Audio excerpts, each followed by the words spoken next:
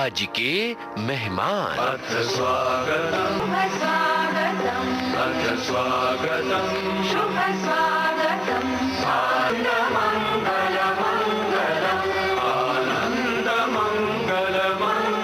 हितप्रियं भारत भारतम् स्वागतम् शुभ स्वागतम् अथ स्वागतम् शुभ स्वागतम्। मित्रों नमस्कार। हमारे मेहमान कार्यक्रम में हम कुछ खासियतों से आपकी मुलाकात करवाते हैं। इनमें नामचीन फोटोग्राफर से मशहूर शायर तक, रंगमंच पर सक्रिय कलाकारों तक कोई भी खास शख्सियत हो सकती है। लेकिन आज जो मेहमान हैं वो एक साथ कई प्रतिभाओं का संगम है। एक तरफ ये अच्छे अनुवादक हैं तो तरफ प्रबुद्ध आलोचक और विचारक भी। ये अश्वेत साहित्य के विशेषज्ञ भी हैं। उर्दू साहित्य में भी इनकी गहरी रुचि है। तो मिलिए श्री वीरेंद्र कुमार बरनवाल से।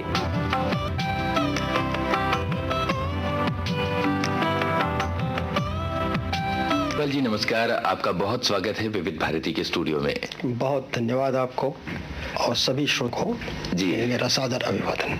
सबसे पहले तो ये बताइए कि एक तरफ साहित्य से नाता है, दूसरी तरफ शासकीय सेवा है, तो एक रचनाकार पर रूटीन को, यथास्थिति को तोड़ने का प्रयत्न करता है और शासकीय एक तरह से रूटीन है, एक बंधा बंधाया रूटीन है। तो आपको नहीं लगता कि ये दो अलग विषयों पर दौड़ है? अपना बहुत सारा जीवन हम सिर्फ बाहर नहीं जीते हैं। बहुत सारा जीवन, शायद अगर मैं कहूँ कि करीब 80% जीवन हम अपने मन के अंदर जीते हैं जी। और वहाँ पर जूझते हैं, टकराते हैं, समझौता करते हैं, टूटते हैं और फिर जुड़ते हैं जी। तो ये एक जीविकार्जन का माध्यम है, वो सही है, लेकिन वहाँ भी स्थितियों से जूझने के मौके बहुत आते हैं जी। तो साहित्य जीवन से हटकर, जीवन से कटकर कोई विधा नहीं है जी। जो नौकरी का जो तनाव है वो कहीं न कहीं रचनात्मकता को ऊर्जा भी देता है। मनुष्य अपना जीवन कुछ तो बाहर जीता है, लेकिन बहुत सारा मन के भीतर जीता है। और जहाँ तक इनकम टैक्स डिपार्टमेंट की बात है तो इसका रचनात्मकता से कुछ ज्यादा ही जुड़ाव रहा है। मैंने तो मुझे पता चला कि एक तरफ तो गोविंद मिश्र जैसे लोग इनकम टैक्स से जुड़े रहे, दूसरी तरफ कमलाकांत त्रिपाठी उपन्यासकार। तो क्या बात है इनकम टैक्स की, जो इनकम टैक्स विभाग की जमीन क्या इतनी कि यहाँ साहित्यकारों को रास आता है माहौल? यूनुस भाई, ऐसा है कि इनकम टैक्स विभाग अलग से कोई एक इकाई नहीं है। नौकरी की दृष्टि से, सेवा की दृष्टि से एक इकाई है, लेकिन वो जो बृहत्तर प्रशासनिक है उसका वो एक खंड है, एक अंश है। दूसरी सेवाओं में भी अच्छे रचनाकार हैं, शायद इनकम टैक्स से बेहतर रचनाकार हैं दूसरी सेवाओं में। आपको पता हो अशोक वाजपेयी के बारे में, बहुत अच्छे कवि, समीक्षक और कला पारखी जो कि भारतीय प्रशासनिक सेवा में हैं। रविंद्र त्यागी का नाम आपने सुना होगा, बहुत अच्छे व्यंग्यकार हैं जो कि डिफेंस अकाउंट सर्विस में रहे हैं जी। पुलिस में आपको अच्छे रचनाकार मिल जाएंगे। शैलेंद्र सागर तो खैर ठीक ही हैं, वो कथाकार हैं। की दारूवाला का नाम सुना होगा जी, विभूति जी हैं। अंग्रेजी के बहुत अच्छे कवि हैं के दारूवाला जी। के दारूवाला जैसा कवि पुलिस में है। आप जानते हैं कि मध्य रचनात्मक दृष्टि से सबसे ऊर्जावान, सबसे ज्यादा उर्वर वर्ग रहा है।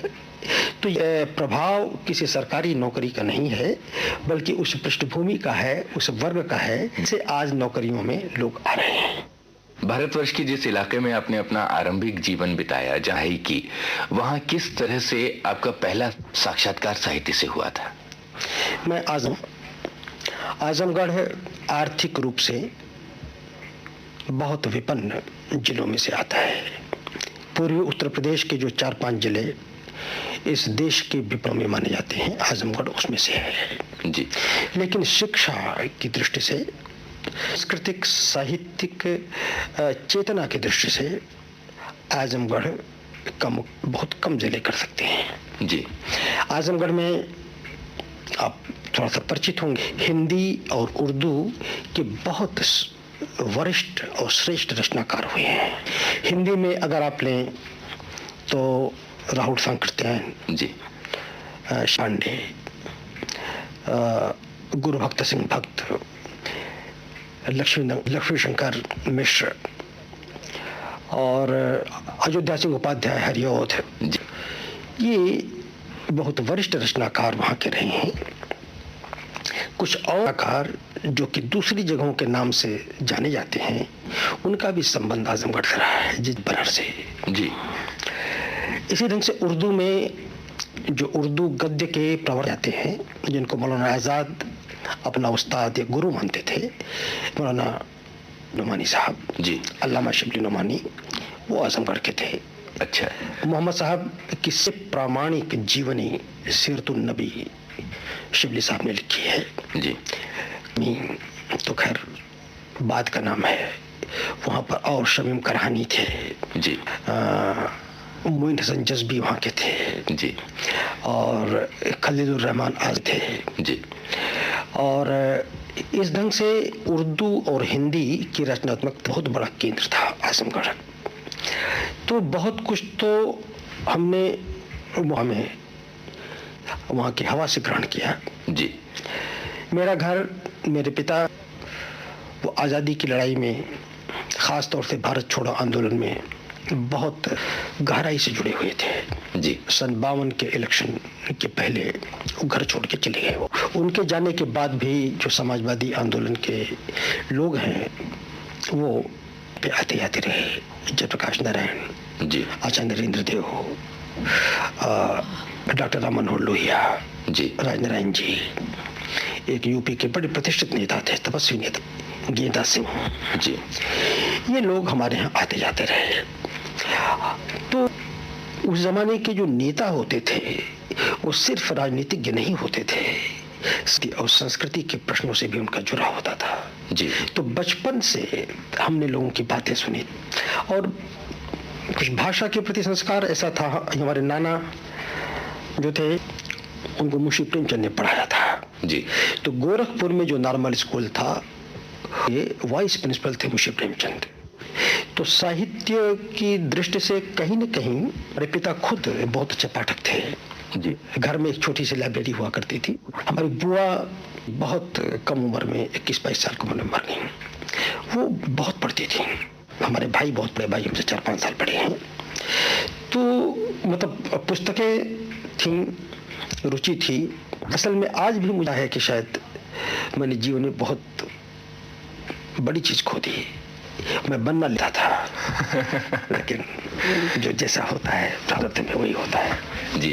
अब मुझे लगता है कि बारी है एक गीत की और मैं चाहूंगा कि आप उनका कोई एक गीत बताएं जो हम अपने श्रोताओं को सुनवाएंगे। मैं तो प्रसाद का मुझे भी सुनवाएं, आपने श्रोताओं को भी सुनवाएं।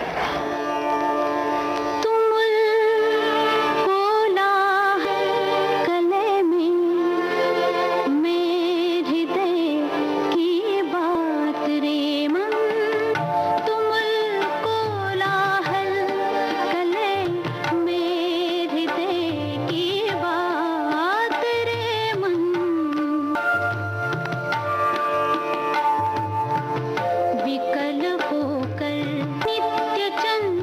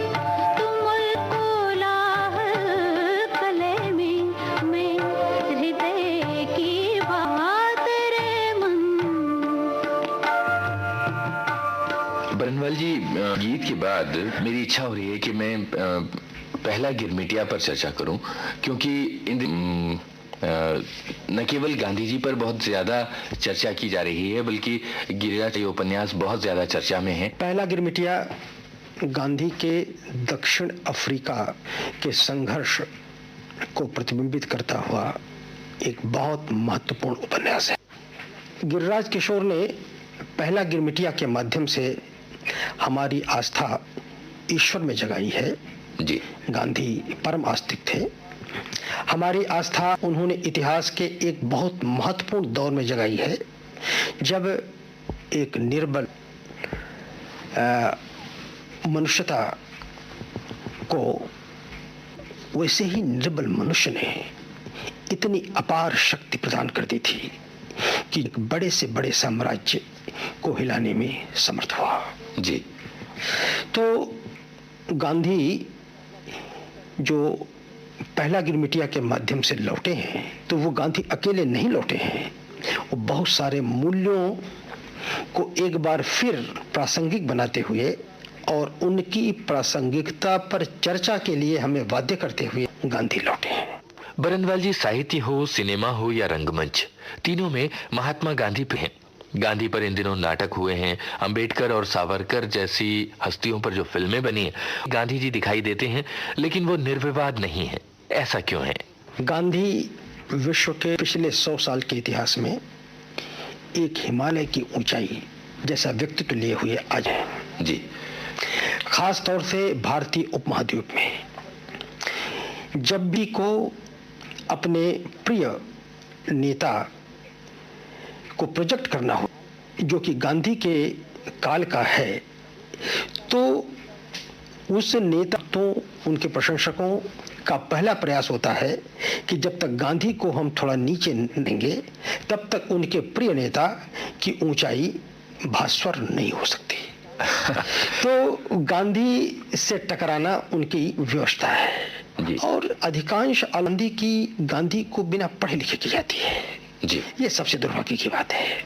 सावरकर बहुत सारी चीजों में आप अगर पढ़ेंगे तो लगेगा कि वो गांधी से ज्यादा उदार हैं, पर जब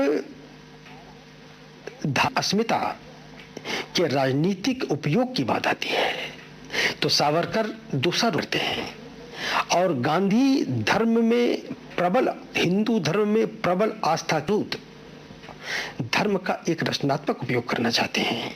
जी। और उनके लिए धर्म है वो एक ऐसा मूल्यों का विग्रह है जिसका टकराव दूसरे धर्म के मूल्यों से न है। जी, वो एक धर्म को दूसरे धर्म का पूरक मानते हैं, और इसलिए गांधी की कल्पना का जो मनुष्य है, गांधी की कल्पना का जो भारतीय है, वो एक समग्र और समन्वित व्यक्तित्व है, जो कि टकराव या विध्वंस की बात नहीं करता, बल्कि समन्वय में बात करता है।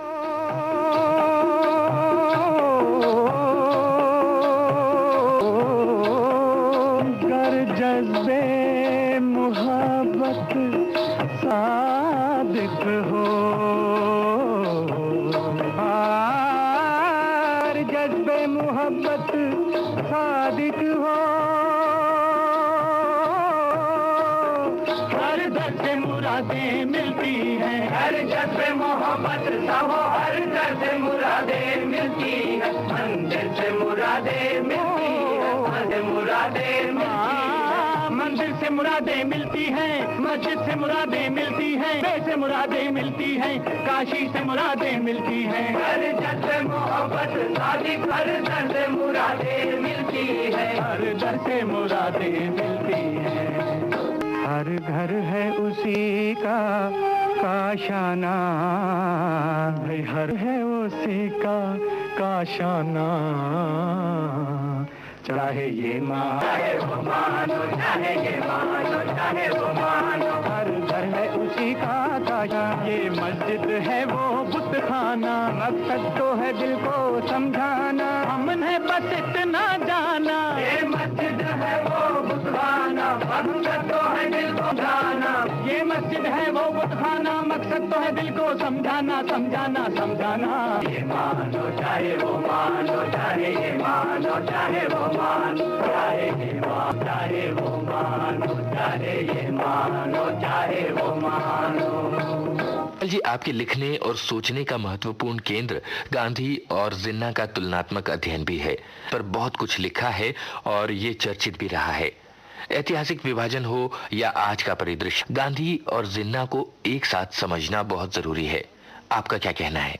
गांधी जिन्ना में जो मूलभूत अंतर है वो ये है कि जिन्ना पश्चिमी अर्थ में, जो पश्चिम की जो धर्मनिरपेक्षता की जो परिभाषा रही है जी, जिन्ना उस पर एकदम थे।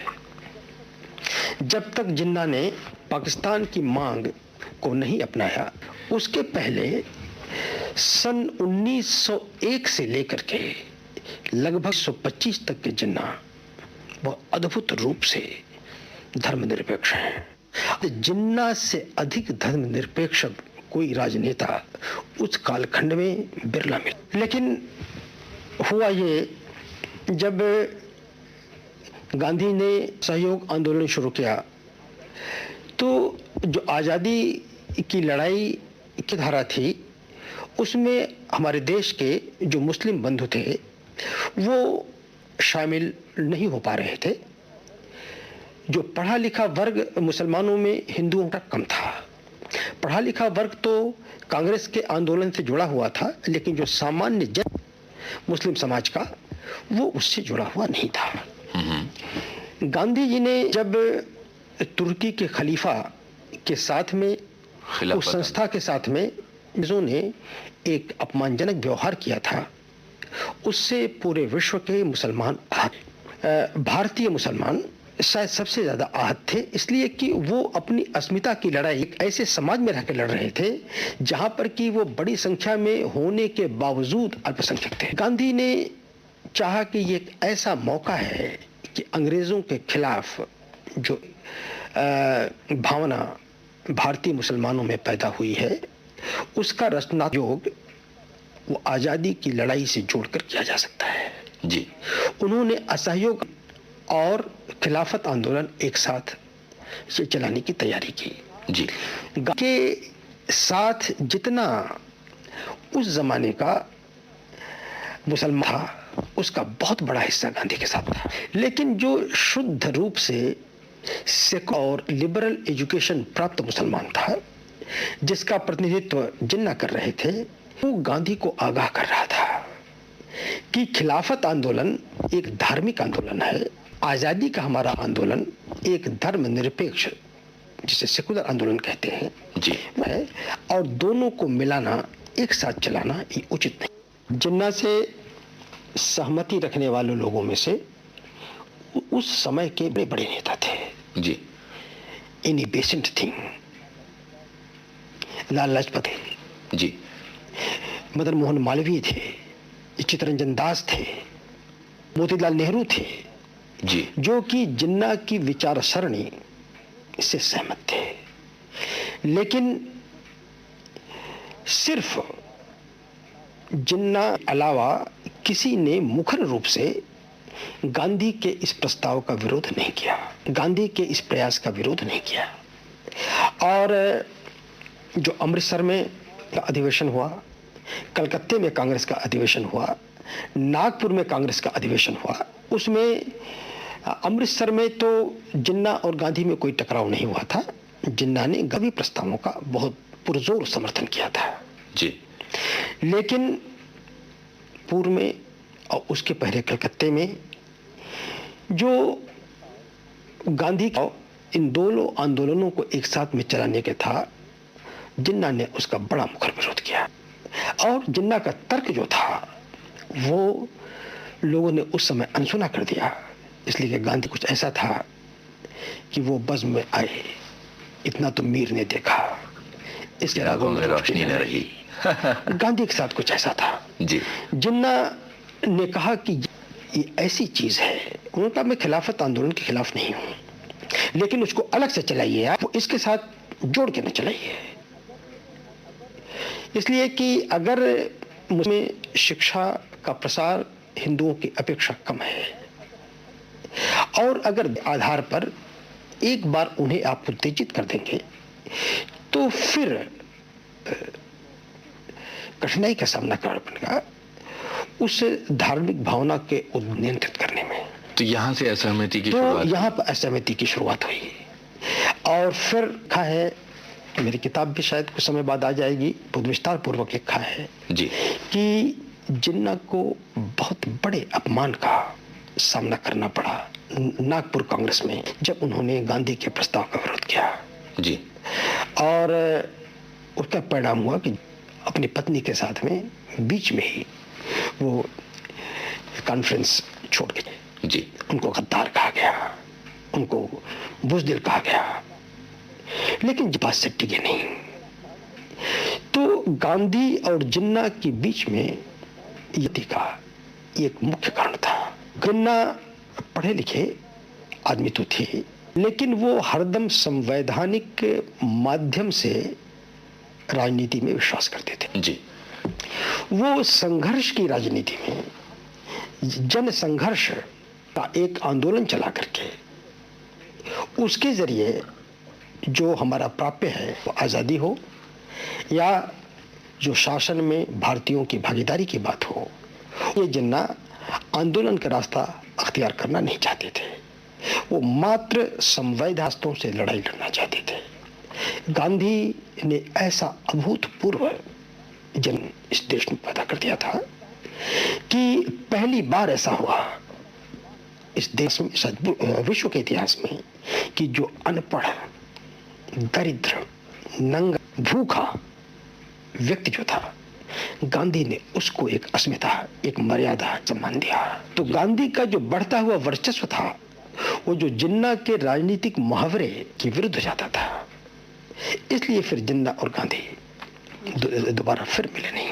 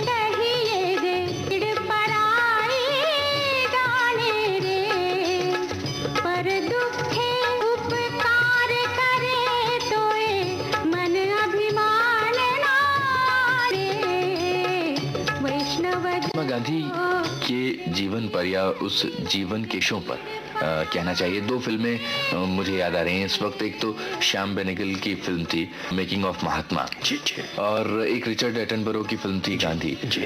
आपको क्या लगता है कि क्यों हुआ है कि महात्मा गांधी के जीवन पर भारतीयों ने कोई बहुत ऑथेंटिक फिल्म नहीं बनाई? मैं एक बात शेयर करना चाहता हूँ।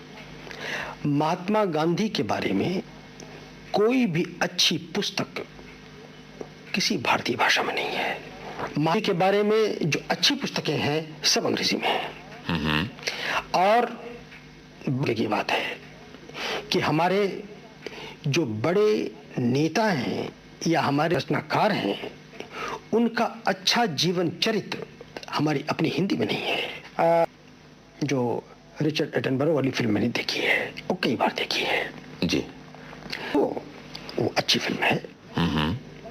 गांधी बड़े लोगों की एक बहुत बड़ी फसल के बीच बहुत बड़े आदमी थे। फिल्म की अपनी सीमा भी होती है, 3 घंटे में उन्हें सब कुछ दिखाना है, शायद सब कुछ नहीं कर सकते थे वो जी। लेकिन थोड़ा अगर सुभाष और जिन्ना जिनको लेकर के सामान्य जनता में एक ऐसी छवि बनी हुई है कि ये गांधी के विपरीत व्यक्तित्व रहे हैं, उसको दिखा करके शायद गांधी का व्यक्तित्व हम करते थे। शायद कोई भारतीय प्रयास करे इस पर। इंशाल्लाह। बरनवाल जी, भारतीय फिल्में यह देशक पूरी दुनिया में दिनों दिन अपनी प्रतिभा का सिक्का जमा रहे हैं। व्यवसायिक जकड़न से थोड़े तो शायद वे ऐसी सार्थक कोशिश करेंगे, लेकिन हिंदी फिल्मों की एक खामी है इसका संगीत। साहित्य में घनघोर रुझान होने के बावजूद कोई तो ऐसा गीत रहा होगा जो आपके कान में आज भी गूंज रहा होगा, है ना? एक गीत तो मुझे हम दोनों का बहुत अच्छा लगता है, अगर आप सुनवा सकें तो उसे जरूर सुनवाएं जी। अभी न जाओ छोड़ के कि दिल अभी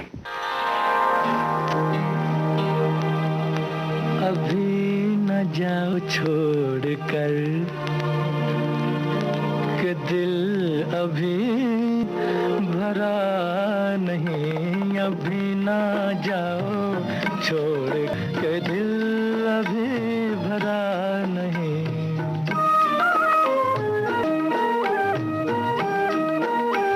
अभी अभी तो आई, अभी अभी तो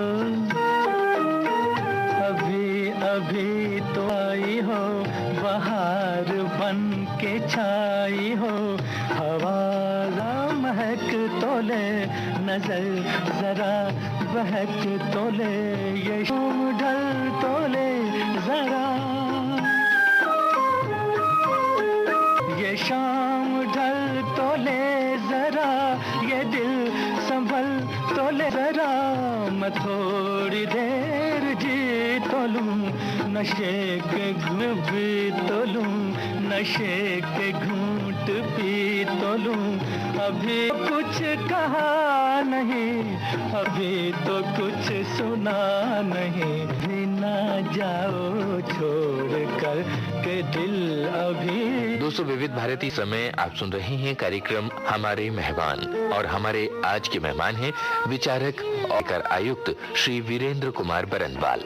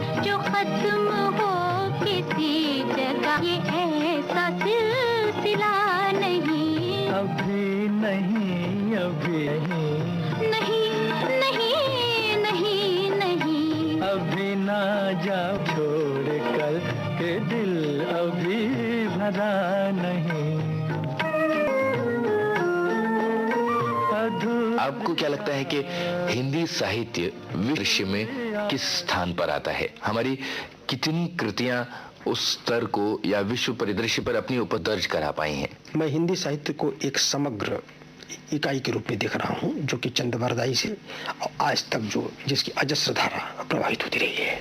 जहाँ तक हमारे भक्ति काल के कवि हैं, कबीर, तुलसीदास, सूरदास, विद्यापति, कम से कम ये 4 कवि जो हैं विश्व स्तर पर स्वीकृत हैं जी। और उनके लिए किसी को प्रयास करने की जरूरत नहीं पड़ी थी कि किसी को निवेदक आप इनका ट्रांसलेशन करिए जी। कबीर के अनेक ट्रांसलेशन अंग्रेजी में हैं और बहुत बड़े किए हैं, एजरा पाउंड ने किया है। तो अच्छा, तुलसीदास के भी अनेक अनुवाद हैं। जहां तक आधुनिक बात है, आधुनिक साहित्य में सबसे महत्वपूर्ण विधा जो है उपन्यास है। भारतीय उपन्यास का इतिहास बहुत लंबा नहीं है जी, मुश्किल से 100 साल का इतिहास है। इस 100 साल के इतिहास के दौरान जो कुछ हमने लिखा, मुझे क्षमा करेंगे अगर मैं कहूं, तो विश्व के जो श्रेष्ठ उपन्यास हैं उसकी तुलना में उनको बहुत ज्यादा महत्वपूर्ण नहीं पाते हैं जी। जैसे Gorky, Turgenev, Tolstoy, Dickens, Marquez, Mark Twain ji, Jane Austen. तो इसलिए उसका है कारण कि जिस रूप से हमने लिया उसे, वो हमारी विधा नहीं थी। अच्छा, ये विधा पश्चिम से आई थी। और हिंदी उपन्यास तो अपेक्षाकृत बंगला,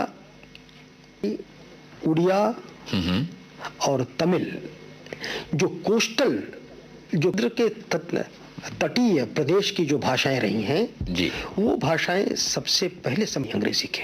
अच्छा, अंग्रेजी से संपर्क में आने का एक अंग्रेजी वहां पहले पहुंची जहां पर कि अंग्रेज से यूरोपियन पहले पहुंचे जी।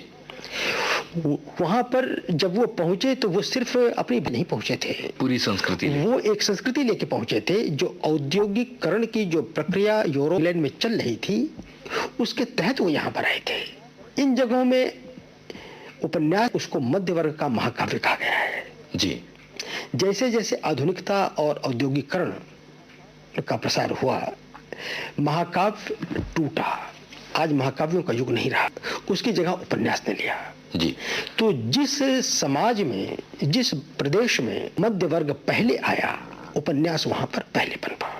हिंदी भाषी क्षेत्र में औद्योगिकरण के लक्षण 100 साल बाद हैं। बहुत देर से आए, बहुत देर से उपन्यास शुरू हुआ। तो हिंदी भाषी क्षेत्र में वर्ग बहुत बाद में पनपा जी। या तो यहाँ पर सामंत वर्ग था, शासक वर्ग था, या तो शासित वर्ग था, यहाँ पर था नहीं।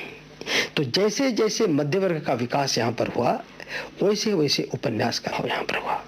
हमारे सबसे पहले महत्वपूर्ण उपन्यासकार देवकीनंदन खत्री थे जी। देवकीनंदन खत्री उपन्यास जो है उसके सामाजिक सरोकार नहीं है। अगर उसको आप मतलब खींच तान के सरोकार की कृति बनाना चाहें तो दूसरी बात है, लेकिन अद्भुत रूप से मनोरंजक थे वो। लाखों लोगों ने हिंदी सिर्फ उनके उपन्यासों को पढ़ने के लिए सीखी जी, चाहे वो अंता संतति हो, चंद्रकांता हो, या बाद में बाकी बात वगैरह था, काजल की कोठरी। लेकिन उसके बाद जो सबसे महत्वपूर्ण शिखर पुरुष हमारे हैं मुंशी प्रेमचंद हैं। ये हमारे बड़े रचनाकार हैं और आज हिंदी उपन्यास की जो पहचान बनी है उसके शलाघ मुंशी प्रेमचंद है जी। लेकिन सच को मानने में कोई भी गुरेज नहीं करना चाहिए। आधुनिक जो साहित्य है हमारा, उसके अच्छे अनुवादक उपलब्ध हैं जी। ये बहुत विचित्र बात है कि आपको मराठी से अंग्रेजी में अच्छे अनुवादक मिल जाएंगे, आपको बंगला से अंग्रेजी में अच्छे अनुवादक मिल जाएंगे, मलयालम से अंग्रेजी में अच्छे मिल जाएंगे, पंजाबी से अच्छे अनुवादक मिल जाएंगे, उर्दू से अच्छे अनुवादक मिल जाएंगे। हिंदी अच्छे अनुवादकों की संख्या बहुत कम है जी। इसलिए कि हिंदी जो बेल्ट है, इस बेल्ट के लोगों ने अंग्रेजी लेट सीखनी शुरू की। अंग्रेजी पर वो महारत, वो रचनात्मक अधिकार नहीं हासिल कर पाए जो दूसरे और प्रांत के लोगों को था। उसका परिणाम है अच्छे अनुवाद अपने उपन्यासों के कर नहीं पाए। बरनवाल जी, पिछले कई वर्षों से बात महसूस की जा रही है कि न केवल हिंदी की पत्र पत्रिकाएं धीरे धीरे बंद हो रही हैं, बल्कि जो इन पत्र पत्रिकाओं को पढ़ने वाला वर्ग है, जो मध्य वर्ग है, वो इनके प्रति अरुचि दिखा रहा है। छपे हुए शब्दों पर खतरा सिर्फ हिंदी में नहीं है, ये स्तर पर है। लेकिन एक महत्वपूर्ण बात हिंदी के संदर्भ में मैं कहना चाहूंगा, पत्रिकाओं का बंद होना हिंदी के सामान्य पाठक की समय रुचि का कम होना नहीं है जी। शुद्ध व्यावसायिक दृष्टि से पत्रिकाओं को बंद करने का निर्णय लिया जा रहा है। भारत में जब एक मीडिया आया तो जो साक्षरता की जो परसेंटेज थी, जो साक्षरता का जो प्रतिशत था, वो बहुत कम था जी, बहुत कम था। इस वर्ग को एक जरूरत महसूस होती थी कि हम कुछ अखबार पढ़ लें, कोई पत्रिका पढ़ लें, उसको उसकी जरूरत नहीं रही, इसलिए कि वो साक्षर नहीं था। वो मतलब विजुअल्स के जरिए उसने बहुत सारा कुछ मतलब अपने लिए उपलब्ध कर लिया जी। तो वो साक्षरता से इन पत्रिकाओं पाठन जो है हमारी साक्षरता से जुड़ा हुआ है। और अगर ये पत्रिकाएं अस्त हुई, बंद हुई, हिंदी में लघु पत्रिकाएं इतनी निकल रही हैं जो कि हमारे साहित्यिक परिदृश्य को जब से मैं इसे देख रहा हूं, इतनी पत्रिकाएं कभी नहीं निकलती थी जी। और पत्रिकाएं निकल रही हैं, लेकिन चूंकि वो व्यावसायिक प्रतिष्ठानों की पत्रिकाएं नहीं हैं, लोग अब पसीने से इनको निकाल रहे हैं, उनके पास प्रचार और प्रसार का जरिया नहीं है, इसलिए उस सामान्य तक वो पत्रिकाएं पहुंच नहीं पा रही हैं। लेकिन एक उनका बहुत बड़ा वर्ग है उन लोग पत्र माध्यम से साहित्य से जुड़ा हुआ जी। तो एक कारण और सरकारी खरीदी, सरकारी खरीदी के लिए जो प्रकाशक हैं अनाप बढ़ा करके कीमतें पुस्तकों की रखते हैं वो जी। और उससे जो पुस्तक की अगर आपने 200 रुपए कीमत तय कर दी, जो कि पुस्तक चिकी भी नहीं है, तो अब जो पाठक हिंदी वर्ग का जो पाठक, उसकी क्रय शक्ति बहुत ज्यादा नहीं है। 100 रुपए तक चीज तो शायद वो, लेकिन 200, 250, 300 रुपए पुस्तकों की 150 पृष्ठ की पुस्तक की रखते हैं आप, तो उसके पाठक के सामर्थ्य में नहीं है वो। इसके बरअक्स बंगला, मलयालम, मराठी की जो पुस्तकें हैं वो बहुत सस्ती हैं जी। और वहाँ के सामान्य पाठक की जेब को मेल खाती हैं वो। मलयालम में लेखकों के अपनी कोऑपरेटिव सोसाइटीज हैं, अच्छा, वो छापती हैं वो। आप केरल में जाएंगे तो परचून की दुकानों पर भी आपको साहित्यिक पुस्तकें मिलेंगी, साहित्यिक पत्रिकाएं मिलेंगी। तो बरन उम्मीद करें हिंदी के भी वो दिन आएंगे जब घर घर में इतनी अच्छी और कम कीमत की हिंदी पुस्तक होंगी। लेकिन इस समय घर घर में बैठे हमारे श्रोता आपसे उम्मीद कर रहे हैं एक गीत सुनवाने की। हमारे जो छायावादी कविता उसके शिखर पुरुष निराला रहे हैं जी, उनका अगर कोई गीत है आपके पास में, खासतौर से झूम मृदु मृदु, तो उसे सुनवा सकें। ये एक वर्षा गीत है और एक तरह से गर्मी के आगमन के समय हम वर्षा की याद कर रहे हैं इस गीत के बाद।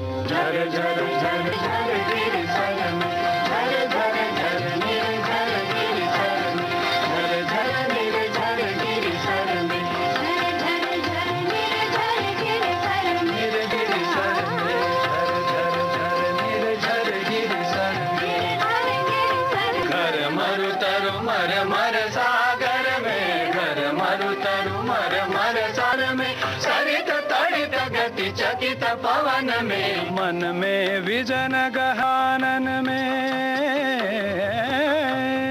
आनन आनन में, रव घोर कठोर रागर, अंबर में भर निज रोग, झूम झूम मृदु गरज गरज गरज घन घोर राग अमर,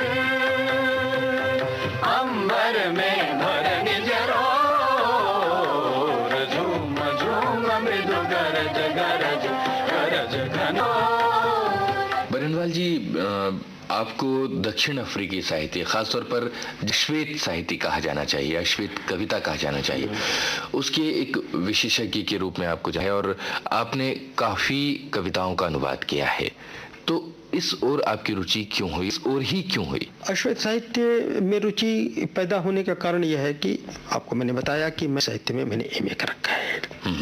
नौकरी में आने पर सिर्फ जो एकेडमिक इंटरेस्ट की चीज़ें पढ़ने का नहीं था कि मैं शेक्सपियर, मिल्टन, कीट्स, शेली, टी.एस. एलियट ही पढ़ता रहूं।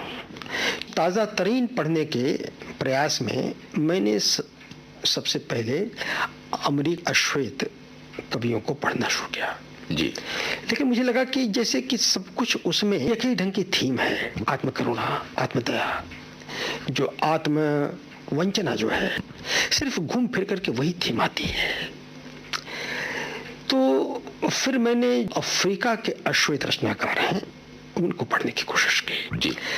अफ्रीका के जो देश थे, दुर्भाग्यवश उनकी भाषाएं लिपि से वंचित थीं, बोलियां थी, भाषाएं नहीं थी। तो जिस उपनिवेश का शासन उनके ऊपर था, जिस देश उनके ऊपर था, उसी देश की भाषा, उसी देश की लिपि को उन्होंने अपना लिया जी। ये दक्षिण अफ्रीका के साथ, नाइजीरिया के साथ में हुआ, घाना के साथ में हुआ। आज अंग्रेजी उनकी प्रथम भाषा है और वहाँ का जो अनपढ़ आदमी जो है वो भी अंग्रेजी में अपने को किसी न किसी वजह से व्यक्त कर लेता है। तो जब एक दूसरी संस्कृति के विशाल सरोवर में आप द्वीप जैसे हैं, तो आप अपने को घिरा हुआ अनुभव करते हैं जी। तो हरदम आप रहते हैं कि चारों ओर से आप घिरे हुए हैं, तो आपको अपनी आत्मवंचना, सेल्फ डिप्राइवेशन, पिटी, आत्मकरुणा, आत्मदया का भाव बड़ा प्रबल हो जाता है। लेकिन जहां पर कि सब कुछ ही है, नाइजीरिया, युगांडा, घाना, तो वहां पर ये आत्मदया की जो है शुरू में थी, लेकिन आत्मदया और सेल्फ डिप्राइवेशन की भावना से वो मुक्त हो। इसीलिए मैंने नाइजीरिया पे की कविताओं पे काम किया। पानी के छींटे सूरज के चेहरे पर मेरा एक संकलन है जो कि नाइजीरियाई कविताओं की का संकलन है वो। तो उसमें मैंने कहा था कि नाइजीरिया की कविता ग्रंथिता है। और आज आप समझें कि वोले शोइंका, जिनका अनुवाद मैंने पूरी पुस्तक की है, उनको बोला जी को नोबेल पुरस्कार मिल चुका है जी, डेरेक बालकॉट को मिल चुका है, कथाकार टोनी मार्शल को मिल जी, और इस ढंग से 4-5 लोगों को मिल चुका है ये। और इसके अलावा बहुत बड़े रचनाकार उनके पास। बरनवाल जी, जो ब्लैक लोगों की कविताएं हैं, अश्वेत लोगों की कविताएं हैं, के बारे में आपने बड़ी अच्छी जानकारी दी, लेकिन इस कार्यक्रम का समय तेजी से भाग रहा है और हम इस वक्त इंतजार कर रहे हैं किसी फिल्मी गीत का। एक फिल्म मैंने देखी थी अवस्था में, भाभी की चूड़ियाँ जी, उसमें शायद बलराज साहनी थे जी, और मीना कुमारी थी जी जी। पंडित नरेंद्र शर्मा का एक गीत था उसमें, ज्योति कलश चल के जी, लता जी की आवाज है। सुधीर फड़के ने इस गीत को स्वरबद्ध किया। तो अगर आप सुनवा सकें तो अच्छा लगेगा मुझे। तो चलिए सुनते हैं ये गीत।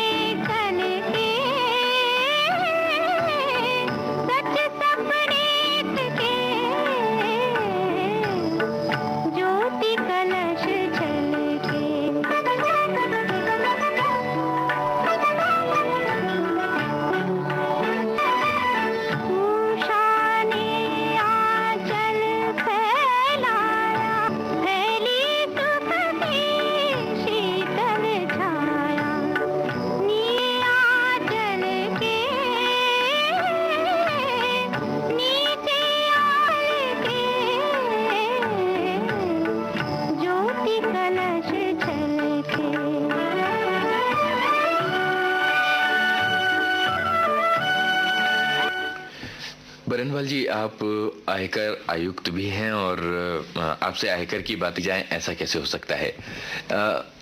मध्य वर्ग के लिए आयकर का नाम लेना सांसत में पड़ जाती है, तो आप बताइए कि मध्य वर्ग की आयकर की बचत करने की जो प्रवृत्तियां हैं, बचत करने की लालसा और इस बारे में आप क्या कहना चाहते हैं? यूनुस भाई, जरा प्रश्न में और साफ कर दूं।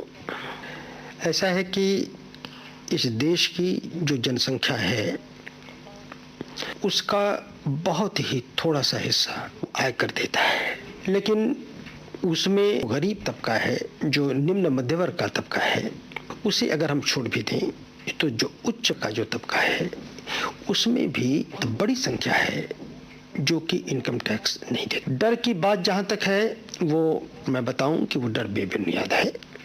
लोग डरते इसलिए, अगर वो इनकम टैक्स का नक्शा दाखिल करेंगे तो उनसे पूछताछ होगी, इंक्वायरी की जाएगी और उन्हें तंग किया जाए। ऐसी बात बिल्कुल लोगों को मन से निकाल देनी चाहिए। आज ये स्थिति है कि बड़े से बड़ा इनकम टैक्स का जो नक्शा है, जो रिटर्न है, जैसे ही वो दाखिला है उसे एक बार उसको हम स्वीकार कर लेते हैं। उसमें से बहुत थोड़े से केस जांच के लिए चुनते हैं। तो जो एक सामान्य मध्य वर्ग के मन में एक खौफ बैठा हुआ है इनकम टैक्स का, वो निकाल देना चाहिए। इसलिए कि हम 99.9% मामले जो हैं वो बिना को बुलाए, बिना किसी की जांच किए हुए स्वीकार कर लेते हैं। तो ऐसी स्थिति में कोई डर की बात है नहीं। वो थोड़ी सी शायद कमी हमारे में भी रह गई है कि हम जनता को जा कर के उनसे मिल कर के उनको अपनी बात समझा नहीं पाते हैं। तो किसी भी तरह की बात नहीं है। दूसरी बात यह है कि अब हम में ही जितने भी नक्शे आएंगे, जितने भी रिटर्न आएंगे, सबको कंप्यूटर प्रोसेस करेंगे जी। तो उसमें कोई पिक एंड चूज की भी गुंजाइश नहीं रहती है और उस पर निर्णय कि कौन सा केस खास तौर से जांच के लिए चुना जाएगा वो बहुत कम होता है। तो कभी कभी कुछ जो असामाजिक व्यक्ति हैं या निस्वार्थ के लोग हैं, वो लोग जा कर के जनता को बरगलाते हैं कि आप का केस जो है खास जांच के लिए चुना जाने वाला है, इसलिए ये कह करके उनको धमकाते, ब्लैकमेल करते हैं। तो इसके बारे में हमने खुद व्यक्तिगत रूप से कुछ यहाँ पर मीटिंग की है, सभाएं की हैं, लोग समझे।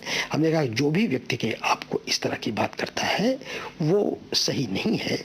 इसलिए एक बार आपका केस जांच के लिए चुन लिया गया तो कोई उसको रोक नहीं सकता है। तो कोई जाके अगर ब्लैकमेल कोशिश करता है तो आप उसकी सूचना दें हमको और हम उसके खिलाफ कार्रवाई करेंगे जी। हमने जो रिफंड है, रिफंड के लिए जनता में शिकायत बहुत रहती है। रिफंड भी हम कंप्यूटर से प्रोसेस कर रहे हैं और ऑनलाइन रिफंड देने लगे हैं आपको। इंटरनेट पर होगा जी।